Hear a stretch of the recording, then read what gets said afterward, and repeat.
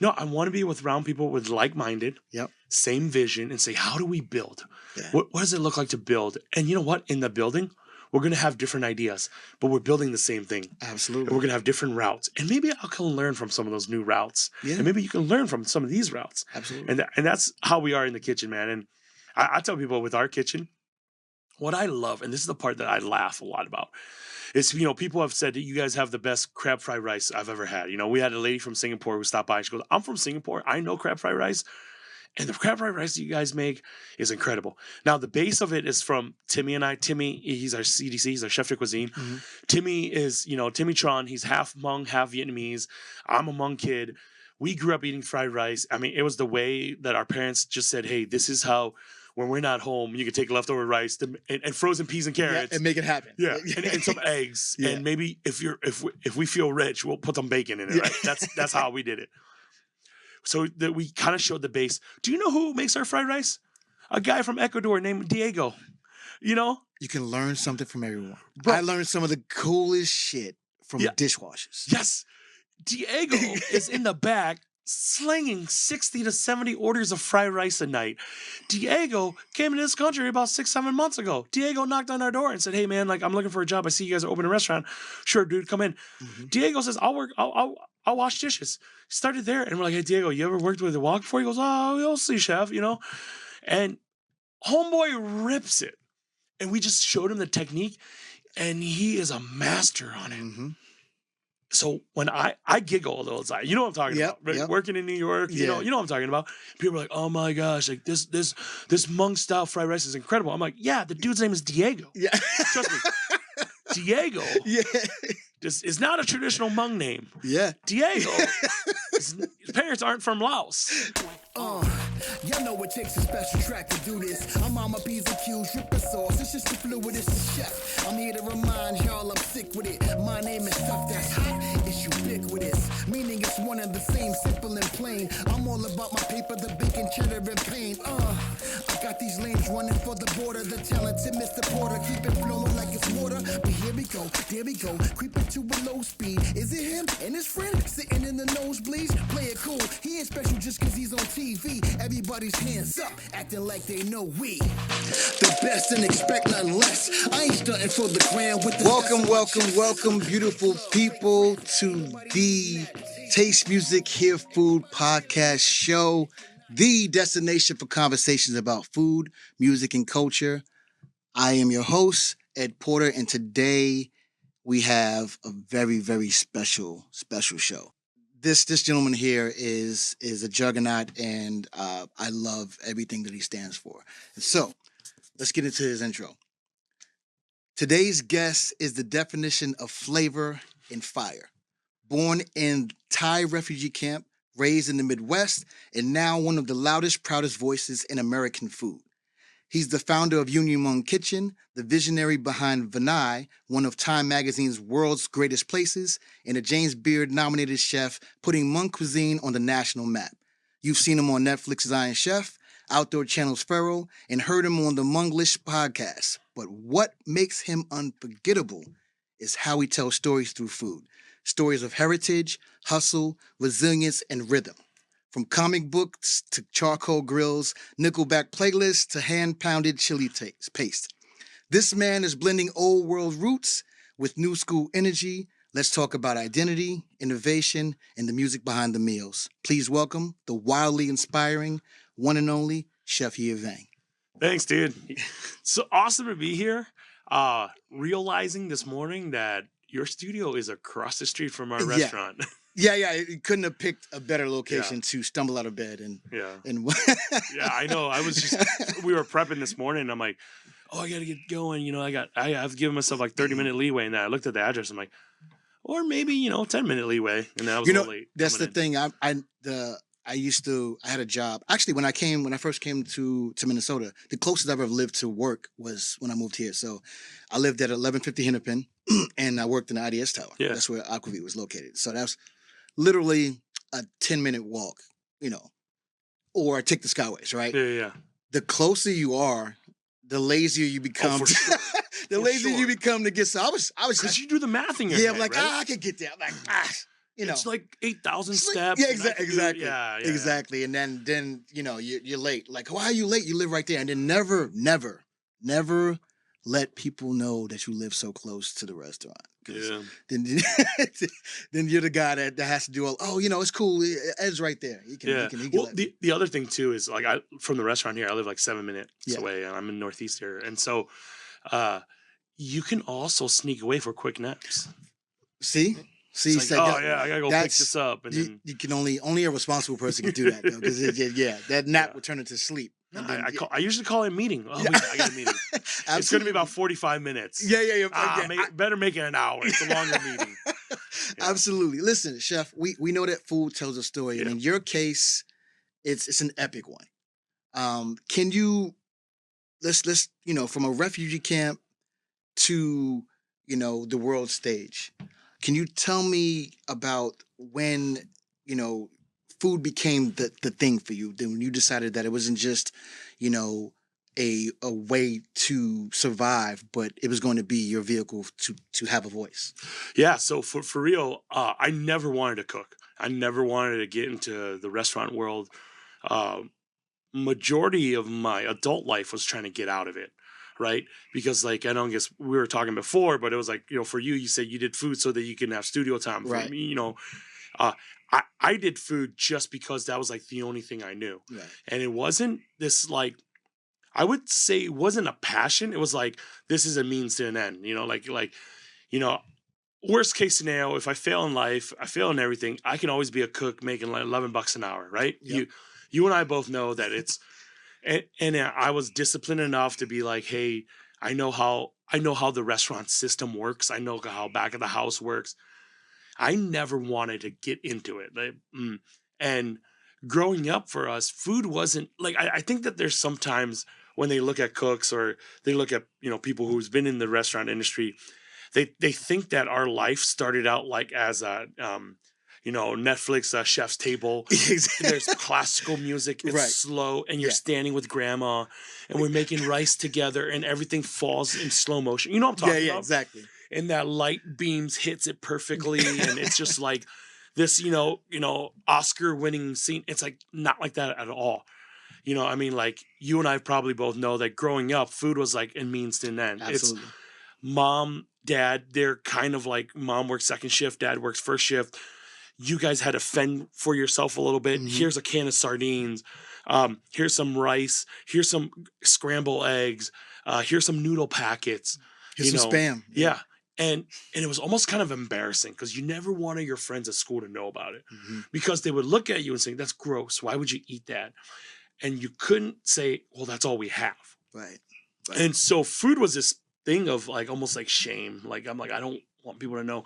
I don't want people to know that on Saturdays we would go out to the farm and we would, we would harvest, you know what I mean? Mhm. Chickens and pigs, and we would be part of that, breaking them down, plucking them, cleaning them out, then bringing it home.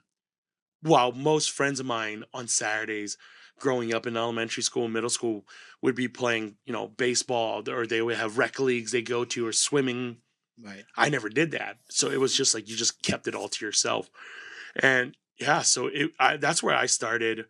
My mother and my father believed that to succeed in this country where they got us here was what meant good education, which is I'm 100% for. Like I'm not against that. Right. Good education, making sure that you get a job that, my father always says my dream for my children is for that you would have jobs where you would sit in a big office and sign people's checks, for them, because I don't want you to be like me. Right. I don't want you to have to work like this. I don't want you to have to be in pain like this. I don't want you to suffer like this. And so I resisted against that, where I'm like, well, like you don't understand how it is here in America, blah, blah, blah. And so for a long time, I pushed against it. And I think that going through working through kitchens and restaurant Mhm. really gave me a glimpse of what hard work is and like what true hustle is, what is grit. Yeah. And it wasn't until my late 20s, I would say, I'm 40 now, but it wasn't until my late 20s where it was like, oh, like this is what it means to hustle. Yeah. And there was just something inside of me that, felt like this calling to be like, okay, what does it look like for me to keep unraveling this? And then as we always say within our restaurant, we always say every dish has a narrative. You follow that narrative long enough and close enough, you get to the people behind the food. And once you're there, it's really not about food, it's about people. And that food is a catalyst into cultivating great relationships. And the moment I did that, the moment I followed the foods that rejuvenated my soul, I end up at the table with my mom and dad. And Wow. and at that, then I finally, as an adult, heard their stories, and I started putting myself in their shoes. Right. Going, hey, Dad, you were 13 when you joined up, with the rebel troops, and you fought with the Americans, and you fought in guerrilla warfare, and that's what you and our uncles, and your father, my grandpa, that's what they did. They fought for the freedom of our people, and you were 13. Yeah. Mom, like, by the time you were 15, 16, you had kids already, and you had to escape, and you were put into a war prison camp, and you suffered, and that was before your 18th birthday. Yeah. Like, and it puts and stuff that in perspective Yeah. started coming in. Absolutely. And I just asked myself, like, hey, if you're not going to tell their story, who is? And the only thing that I knew how to tell the platform was food, because through that you can draw people in. And I think that there's this really cool correlation between food and music. No. Oh no. That's Right. That's why this exists. Yeah. Yeah. No. And that's why, like, when you reached out and I started Yeah. looking into what you do, and I'm like, this is perfect, because you can go anywhere. And music is music. Yeah. Regardless. A beat is a beat. Yeah. A 4/4 count is a 4/4 count. Right. You don't have to even speak the same language. You can go to, I don't know, Western Africa. Don't Mhm. speak the native language. Sit in there, and the way that they keep a beat, a tempo, is exactly the same way that you would do in the Bronx. Absolutely. You do it in America, Yeah. right? And that's what like the beauty of music is, the beauty of food. It's. I always say that the kitchen raised me. Right. Yep. I was raised by a kitchen, but I was a kid of hip hop. Right. And food for me was an escape. Right. So I could go to all of these countries without even knowing that I wanted to, by just assimilating and eating the foods of that place, right? It was so commonplace to do, but the kitchen is one of those places that accepts everyone, right? It takes on all comers, and the fact of who you are doesn't matter at a certain point. And it is, I think, in my humble opinion, food and music are the two of the three great powers. Well, four. I think, like you said, everybody understands a beat when they hear it. Everybody understands something tasty when they taste it. Yep. Unfortunately, everybody understands a left hook. No matter what language you speak. Yep. And then the other one is love. Everybody understands what it feels like to be truly accepted. Yep. And you get all of that in the kitchen. Yeah. You get all of that in the kitchen. And so it's entirely your story, and how that aha moment that it clicked for you, that like, okay, this is going to be the way that I honor my parents first and foremost, but also is who I am, and who you are is all of those things and more, because of where you are and how you grew up too, which is, it's a beautiful thing. It really is. All right. So before we get into the thick of things, we're going to play a little game called On the Fly. Okay. We're going to throw you in the fire somewhere I know you're really familiar with anyway. And this segment, I'm going to toss out a word or phrase, and you're going to give me the first thing that comes to mind. Don't think too much about it. Just fire it off. Right, this is how people like cut clips and you get in trouble. You're just like, I didn't mean to say that. Editing is don't worry. I got you, bro. I got you. You ready, Chef? Yes, let's rock okay. this out. The flavor of home. Fish sauce. That's a good one. Your kitchen playlist name. Oh my gosh, you're not gonna like this.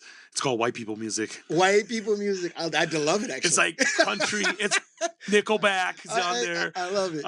It's like bro country music. Okay. Yeah. Johnny Cash is on there. I like Johnny Cash. Yeah. You want to know my and I used to work with a chef, and you actually at Alexander Small's Cafe Beulah.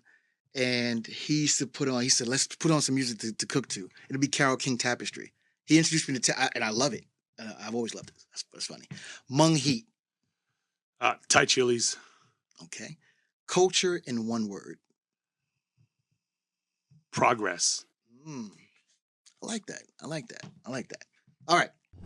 So let's talk about the sweet spot where rhythm meets the plate.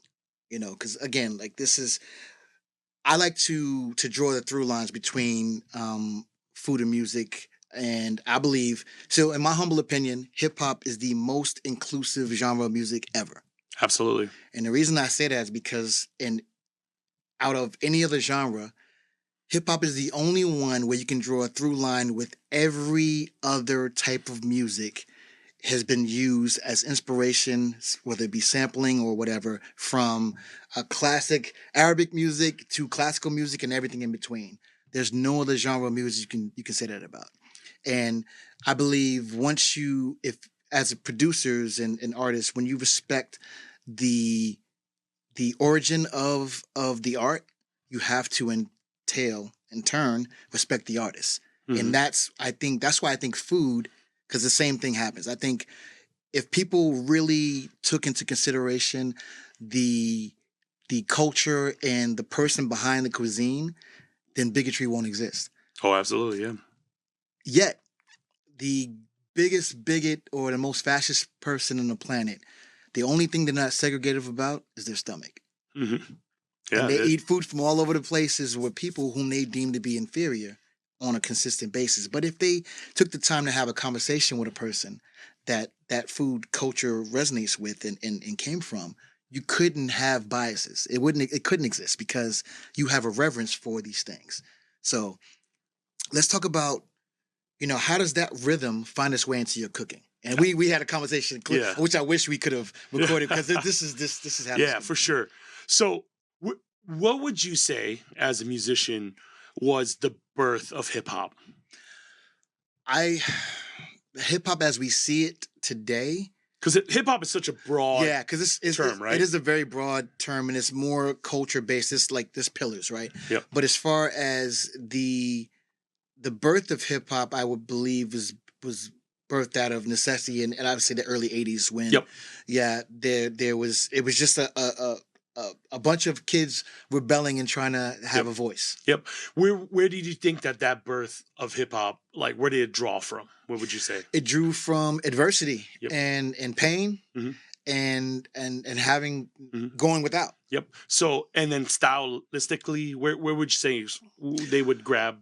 I think from everywhere. Yep. So rock, punk, jazz specifically. Yep. Blues, yep. Folk music, blues, country, everywhere. Yeah. So what's really cool, I think, about hip hop when I look at it, is it was a bunch of kids who didn't have all the stuff. And when I mean that, I literally mean like all the musical stuff. They didn't have synthesizers. They didn't have the instrument. And they said, how can we use a table, right? How could we use a beat? How could we use our voices, literal voices, to create a rhythm, And so it started with that, right? And as I think about hip hop, and then now hip hop is actually a culture thing. When you say hip hop, some people don't even think about it as music. It's just things as a culture. Right. How crazy is that when like a bunch of kids who didn't have anything started with something that was supposed to be in this music genre, right? This music umbrella. And now, not knowing literally 30, 40 years later, that it's a culture. Yeah. Like that to me, when I look at that, I want to go to those kids, whoever those kids are, and wherever in the early 80s, and I'd be like, and I would say this to them, and with all due respect, your imagination is way too small. Yeah. Because when they started, I bet you first they weren't going to like, hey, this is going to be a cultural changing thing that's going to move the world, right? What their thing was, nah, man, we just want to be able to do our thing with the resources we have. So sometimes it was just a little drum kit. Sometimes it was just our voices. Sometimes it's just about stamping our feet, right? To keep a beat, literal beat. And from there, it started a whole cultural thing. And from there, people started viewing people in the hip hop scene like, what are they wearing? Oh, what are their styles? How are they speaking? what is that vernacular they're using? How do we take that vernacular and put it into everyday language? Right? Like today, the vernacular, the language vernacular we use stems from hip hop. Yeah. But these kids started out because they only knew what they knew, right? So let's take that idea. When we started out, V and I, our imagination was way too small. I'm just a kid who wanted to start a fire and grill meats on it. Why? Because that's what my father taught me. I was just a kid who wanted to do Hmong food. Why? Because that's what my mom and dad fed me. I'm not going to pretend I know French food. I'm not going to pretend I know Italian. I'm not going to pretend I know any of this stuff. I learned it. Yeah, it was okay. I learned it through the restaurants. But what I knew was the stuff my mom and dad fed me from their garden, from their hands every day. We couldn't foresee what was happening here. Right. So when we started Union Hmong Kitchen, right, we were a little pop-up restaurant, East Side St. Paul, in this, working out of this place called Cook St. Paul. Once a month, we did a pop-up. And in between, I would go teach cooking classes. And then in between, I also worked at Coastal Seafood, cutting fish. Mm-hmm. In between, I would also take on these little women's prayer meeting, catering, making quiche and French toast for like $300 a pop, right? Right. And all we really wanted to do was to be able to cook Hmong food. And at times, we would have this little rink-a-dink grill, and we would set up at the parking lots of breweries and little festivals, and we grill little Hmong sausage or chicken sticks with hot sauce that mom taught us how to make, and sticky rice. We wanted just to do that. Why? Because this was just something we knew how to do. Right. And then let's fast forward to like a few weeks ago, right, where Time Magazine came out and said, hey, every year they come out with 100 places in the world to visit. And unbeknownst to us, we got an email and saying, hey, V9's on this list. Which, by the way, can I just say that you think when Time Magazine emails you that, you're like, this is a scam. It's a joke. Yeah, It's a scam. It's like, hey, and by the way, send us $500. Yeah. We'll let you know if you make. Yeah, it's a Nigerian. It's a Nigerian. Yeah. I didn't want to say that, but it felt like a scam, right? And I'm just like, nah, man, if I answer this email, I'm gonna get there's gonna be there's gonna be some kind of virus that's gonna hit my computer. and our PR group vetted it, and they're like, oh, this is real. So they're going, wait, there's this place in the world that we want to, and on that list, like Notre Dame is on that list. Like no, not the college, like the church, And so we were, and that hit me as saying, hey man, your imagination is way too small. And so that's that line I draw between, like music, like hip hop and food, and especially take it closer to what we're doing. We were just a bunch of kids 7-8 years ago saying, hey, we just want to cook food that our parents taught us. But now we get to do something so much greater. And this isn't like, pat on Yia's back. No. I always say this. I think that sometimes we always create our own villains and we create our own heroes, right? Mm-hmm. And sometimes we put a lot on people's shoulders saying, hey, like you're the one, you're the bearer of our culture. And sometimes people say that to me, and I always say, hey, look, that's an honor. Thank you so much. But for the Hmong people, I always say, hey, you see all the Hmong people that are doing great things around here? The weight of our people is not on one person's shoulder. Right. It's not on Suni Lee's shoulder, great Olympic, champion. No. It's on all of our shoulders. So let's carry this together. Right. And so that's how I feel. And that's where I draw that parallel between music, especially hip hop, and food, and especially if you want to go Hmong food. Yeah. Where it's like we always start out small because our imagination is small, but that's where it starts. And to look back and go, whoa. Yeah, look where we are. Look where we are. Exactly. And that's like the progress. That's why when you said culture, right? And I said progress. Yeah. Culture only works when there's progress. 100%. And you said something, so specifically when you mentioned Vinay, language is a huge thing. Yeah. And so food is a language, obviously, and so is music. And I think that language is clearly transferred to the reason why Vinay is on the list of on that list at Times, New York Times list, I'm sorry, Time Magazine's list, is because of the feeling that is evoked when you walk through the doors. And there's no other way, being listed in it, you're in the pantheon of greatest places. It's not just Yeah, restaurants. dude, there's a hotel that's on the Red Sea that's on there, and and that hotel was like $300 million to create, and we're like, yeah, that wasn't our budget. Like, do you know what I'm saying? Where I'm like, Well, that's the beauty of it. Like, so you literally you bottled that the feeling, Mhm. and so that's special, bro. It's like that is on another level. When that just shows you that I know there was some hiccups Yeah. and for the restaurant to come to be, and then you went through all kinds of things. But when it's all said and done, job well done. You guys accomplished your goal and then some. Like you said, you're dreaming small because you didn't understand the impact, right? Yeah. And no artist does. No. For sure, man. And you get it, right? Yeah. You, as a musician, if everything just being like, hey, bro, like here it is, there's no appreciation to it, right? Right. Like, the pain. Like, dude, that sucked, man. Like, oh man, that was hard. Like, we got turned down by 7 different banks before we got our SBA loan. 7 banks. That's like going on 7 blind dates and just getting rejected. And it's like, well, dudes know that. Dudes know that pain. Dudes know that pain. And then after a while, you're like, well, am I really the problem? Yeah. Like, do I just suck at this? Like, that's like the thing I kept saying. But here's the deal.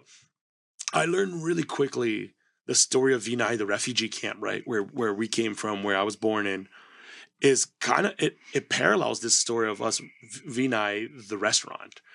There was so much heartache. There was so much pain, suffering that went through it.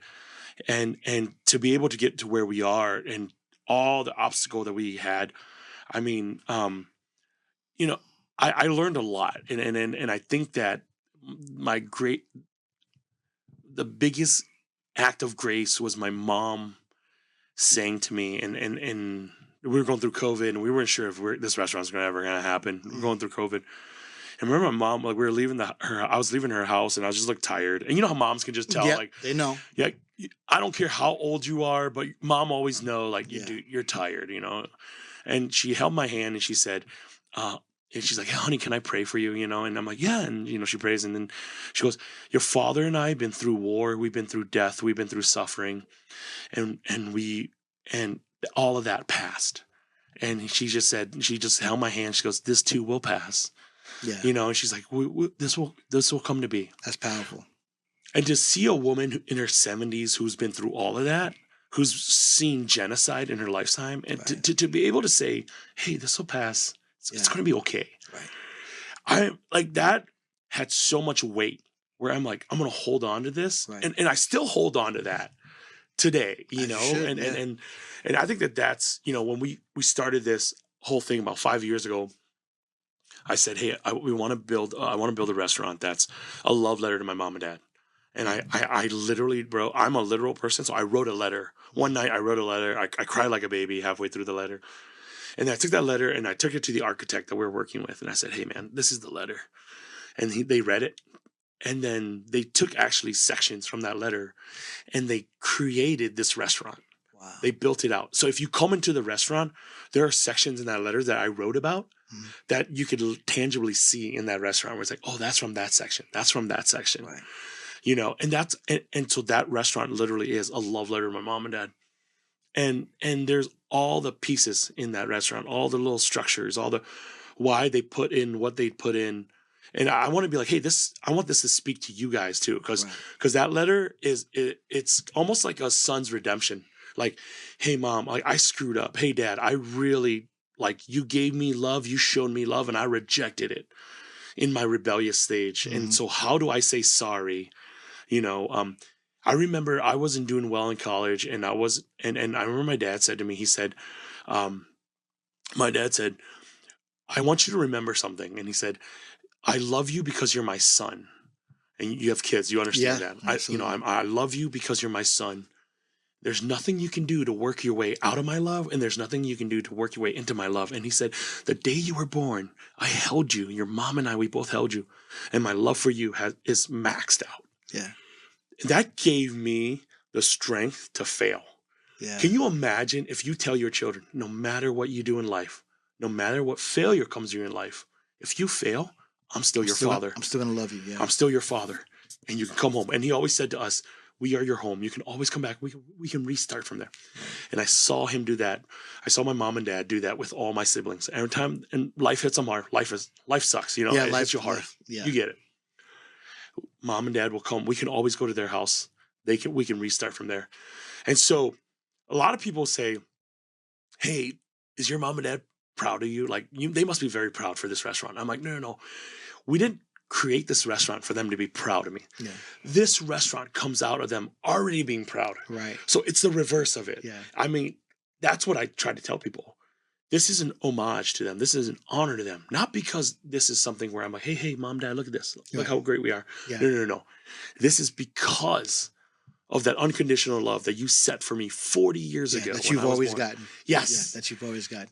You said something that about your parents that I think that most people, myself included, do not really take to heart and take into consideration. There's a difference. So we as people, as humans, believe that our loved ones just know, right? It's a difference when you hear it. Oh, for and when sure. it's said to you, like, listen, just, you know, so I'm, and that's, it's very important. Like to, you know, like, I don't know if you know or not, but no matter what you do, I'm always going to support you. Mm-hmm. Like this, you can do no wrong. You know, you're going to fail, and that's okay. I'm going to love you no less. That freedom that you felt from that is awe-inspiring. And I know that we as humans just got to do better with expressing to the people in our life that we love that it's okay to have the audacity to dream. Yeah. So, I mean, one of the things I learned, and this building project taught me this, you know, one of the things I learned is like the biggest issue with failure or fear of failure is fear of rejection. Yes. If I fail, I'll be rejected, right? So I think like a year and a half ago, Time Out magazine came up with 10 most anticipated restaurants that's going to come in 2024. And V and I was on there, and I was just like, in that kind of like, oh my gosh, like, oh my gosh, like if we don't do this, then it's like, yeah. You know, I mean, as a musician, you get it. It's like like they had the one hit wonder, right? Yep. Are they gonna? What's the second album gonna be? You know, what's the next big one? And I think that fear is always that fear of rejection, right? Yeah. You know, the fear of failure is always associated with the fear of rejection. What if I told you that we remove that rejection part? You know, that if this restaurant bombs and nobody comes and we're done, like mom and dad still, for me, my mom and dad's like, you're still our son. Yeah. Nothing's changed.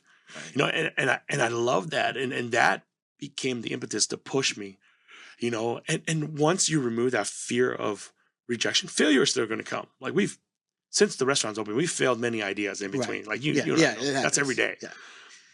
But you have the freedom to do that. Yes.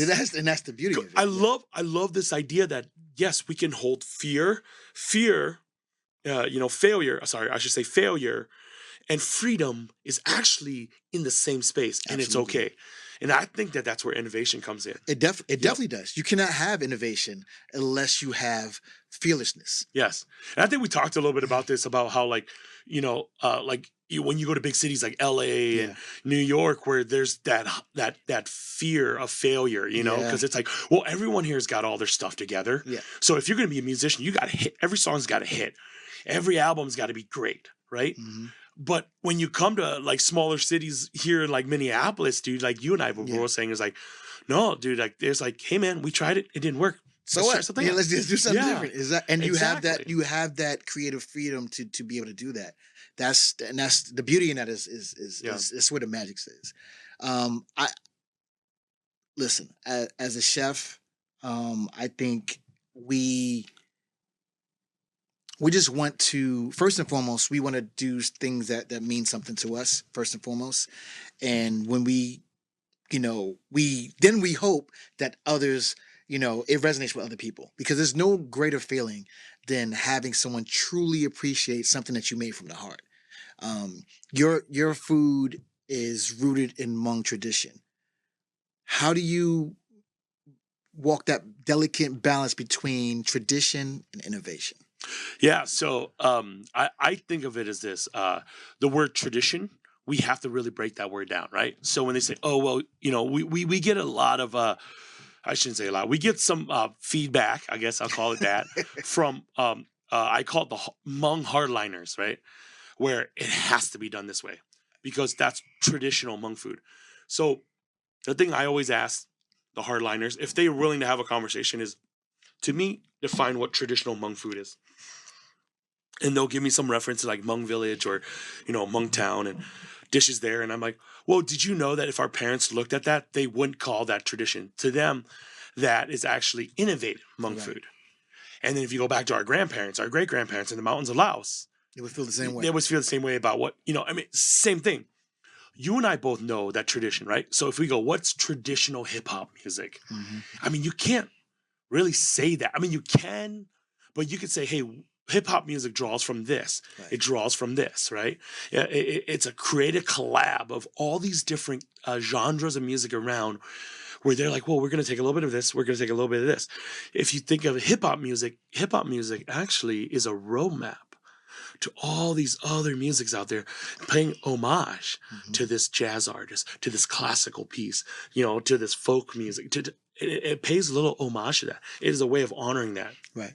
I feel like the Hmong food we do is a way of honoring and homaging out to all these traditional pieces to what has built our culture. Right. So you have to break, you have to break down the word tradition. So for me, tradition has to be progressive. For example, you grew up in a family that had, let's just say, Christmas traditions. Right. You guys did. When you went out and you grew up and you had kids your own, you had your own family, you took some of that tradition and added on to it. You're right. So I would be foolish for me to say, hey, Ed, that's not real, like, Porter tradition. Right. I would be a fool to tell you that, right? Because you'd be like, well, yeah, it comes from the Porter family, whatever, Right. But I'm breaking on as a family man myself. I'm having my own traditions there, but it's built off of the tradition from my parents Right. or from our household, right? That's what tradition is. Yeah. Tradition is this kind of key to the past. Right. And at some point, it was created. It started somewhere. Yep. Our problem is, now what I learned is the fear of losing that tradition makes us hold it tighter, Right. and then we become elitist in it. Yeah. This is where bias, this is where, if you want to call it racism, this is where all of that comes in, right? This is where it's like, oh, no, it has to be done this way. It has to look this way. Mm-hmm. It has to be a certain skin color only. You can only marry within this because this is tradition. Mm. You see where that comes in? Yeah. Because you're so afraid of losing it and you're holding on tight to it. The fear of we're back to fear now, right? The fear of it, you actually destroy tradition. Yeah. And the wholesomeness of it all. Yes. Yeah. The inclusivity of it all. Yeah. Where now you start drawing borders. You start kind of putting walls up and you said it has to look a certain way. Do you know that the funny thing is when you start doing that, you actually block off all these other traditions or all these other innovative ideas that are able to come in. That's what you're really doing. Yeah. So one of the things I really learned is you're actually just kind of like cutting yourself off from great ideas. Yeah. So with tradition, there has to be a humility to it. There has to be a humbleness to it. And so are we doing Hmong food? Absolutely. Absolutely. Fight me on that. I'll fight you on that. Where I learned it from? I learned it from two Hmong parents. Absolutely. Are they Hmong? Absolutely. Absolutely. Dad fought in the secret war. Mom they both went through refugee camps. They speak Hmong. They are traditional, like they do Hmong, have Hmong traditions. They raised me as a Hmong boy.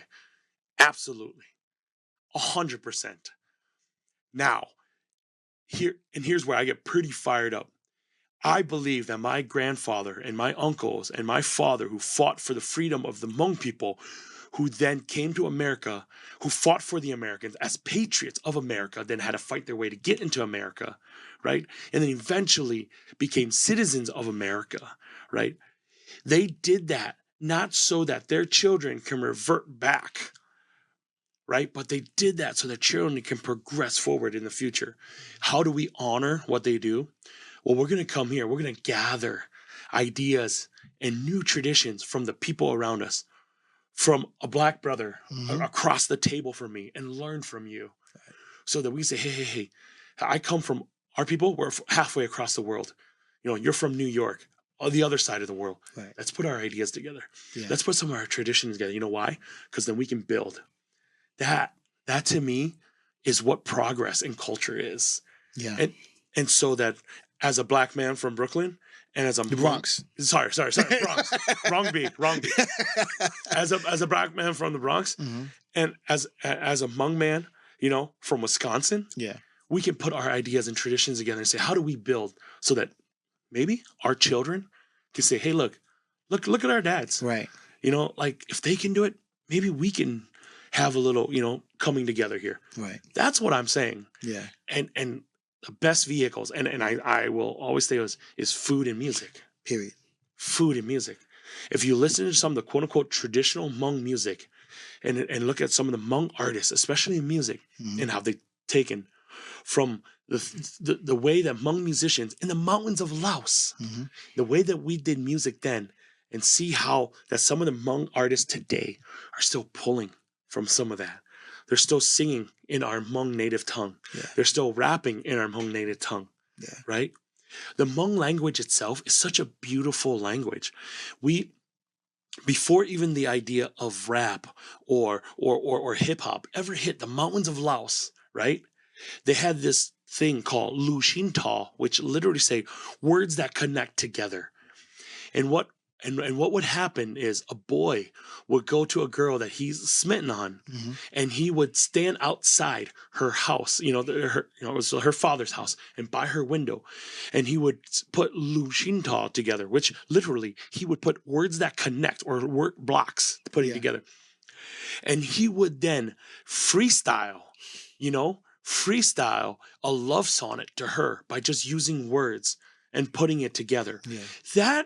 So you're saying in the mountains of Laos, exactly, thousands of miles away from what was happening in the Bronx, somehow they're doing the same exact thing. Right. And the beat that he was using was the beat and rhythm of the words he was putting together. Are you kidding me? It's amazing. So again, that's universal. Yeah. Food. Universal. When we talk about rice, and then you're going to, like, let me just say to the south, and you're talking Hoppin' Johns, rice and beans, black eyed peas and rice, beans, and you're talking about rice over here. It's universal, man. The one thing that I can say is that, being someone that's traveled all over the place, is that, we are all more alike than we are different. Every culture has a rice dish. Every culture has a chicken dish. The things that change is the ingredients that are readily available and the method of cooking, right? And the beautiful thing about music is that you can think of all the music that you've ever heard. There's only 12 notes. Oh, okay. Yeah. There's only 12 notes. Yeah. That's it. That is amazing. So we get all of these different styles and types and sounds and variations of different things. It's like the mother sauces, right? You got all these different riffs off of the mother sauces.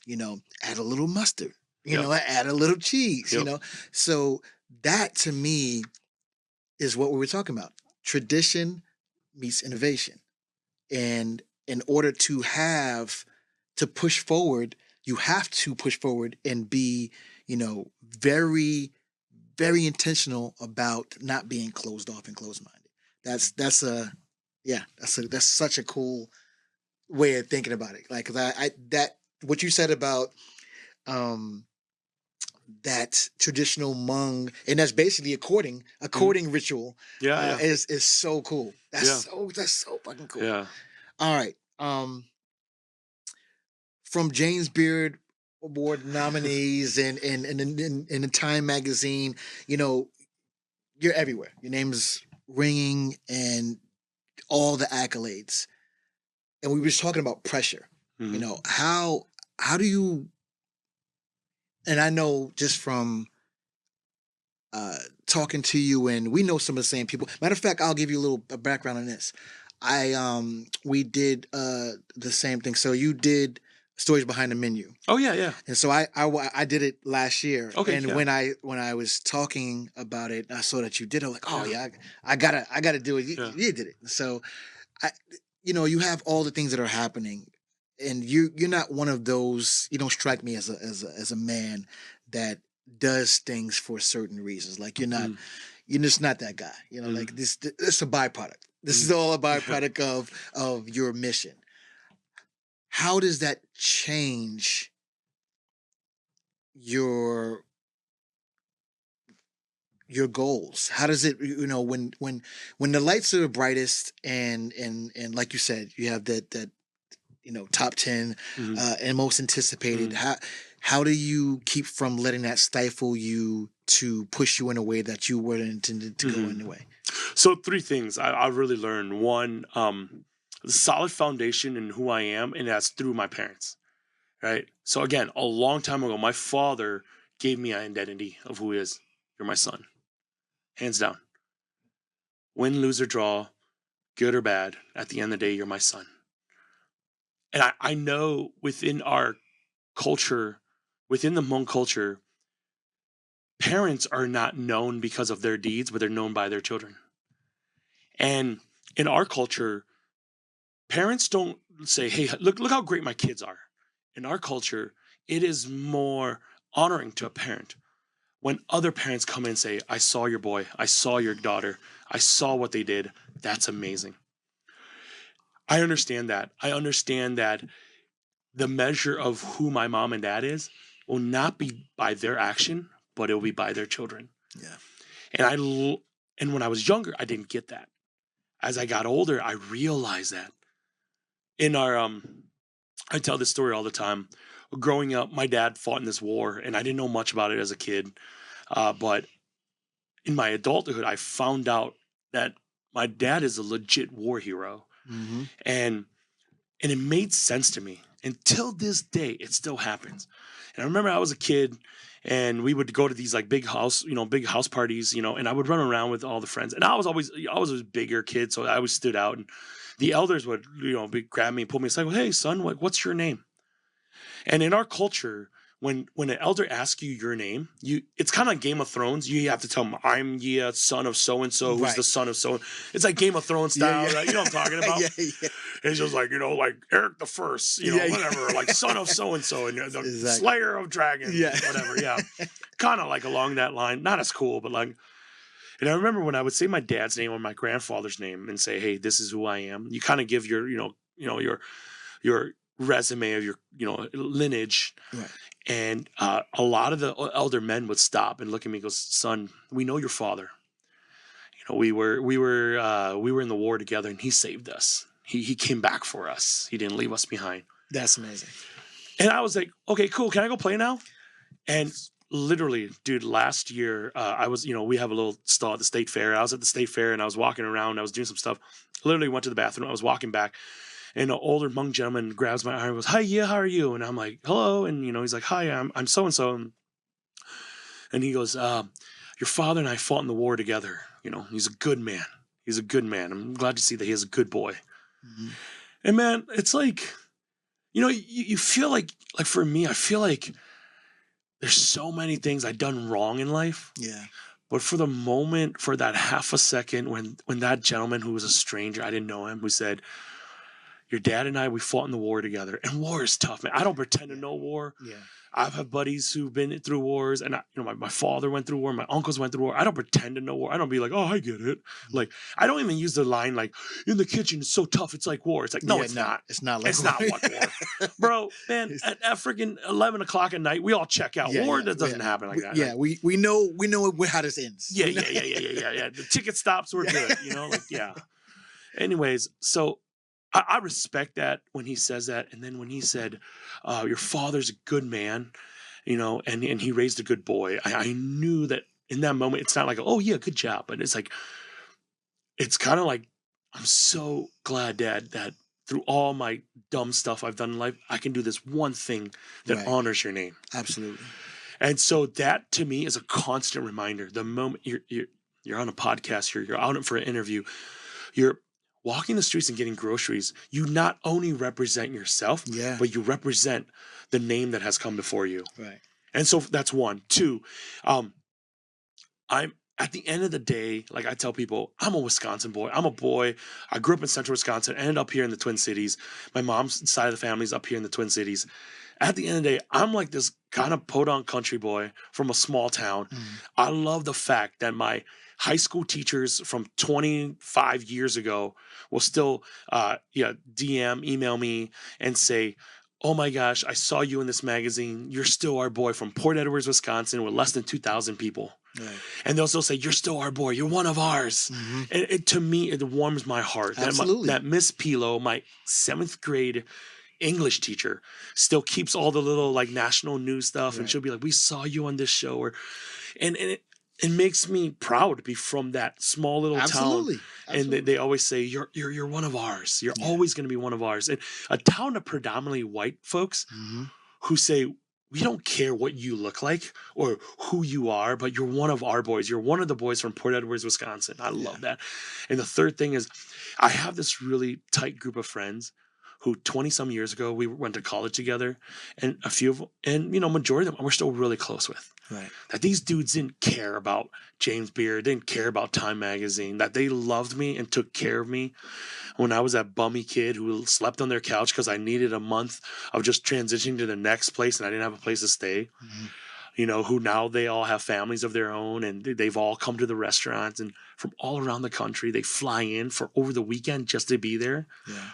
And these guys that would tell me, hey, man, I read this article. They wrote this big piece about you from here.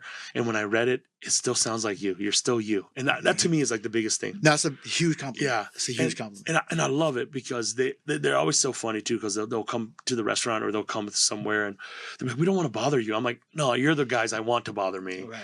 You're the ones who like should text me because I want to come out and say hi and I want to see you. And so these are the 3 areas I think that I constantly am reminded. And the other thing too, I think that when you mix them all together, man, like I just genuinely am curious about people. Yeah. People and their culture and how they take, to me, people are like puzzles. Yeah. And so, if I'm doing an interview or if we're in, Podunk, Everglades hunting pythons on a feral. Like I want to know Dusty Crumb. The dude's name was Dusty Crumb. I just want to know his life. He's a cool man too. Or if we're out in northern New Mexico in Taos Pueblo indigenous land and out with the indigenous folks there. We're out there hunting, prairie dogs and jackrabbits. I want to know their story. I want to know how their great ancestors are the ones who are living on the same land that they are and what the tradition that they've been passed down. Like, I'm just curious about that. Yeah. All right. So let's do this lightning round really quick. Yeah, let's rock it out. Before I let you go. All right.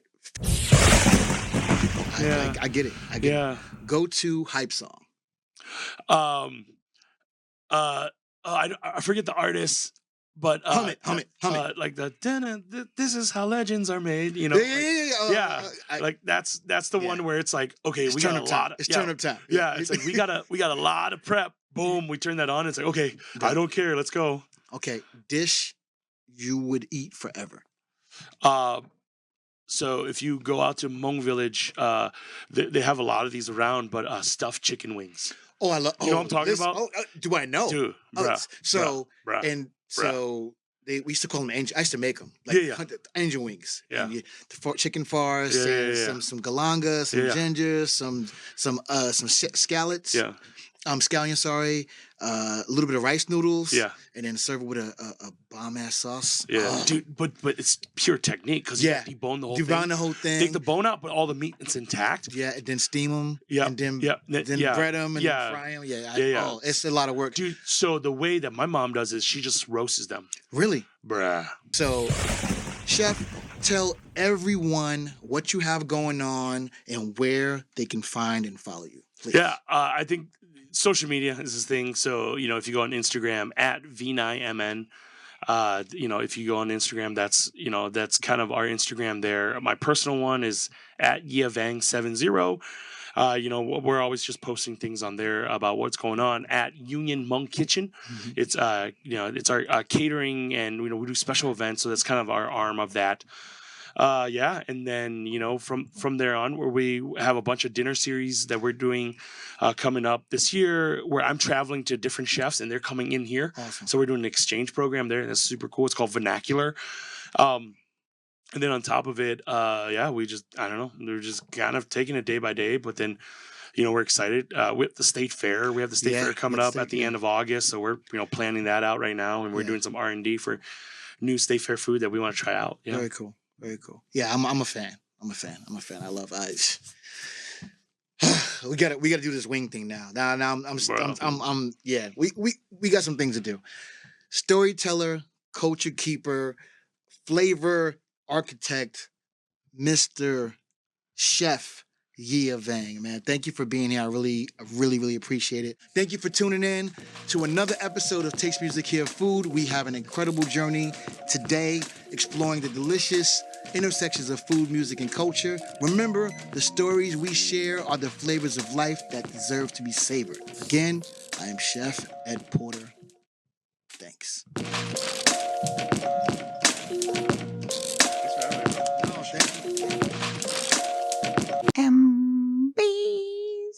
MBC. No relation to NBC.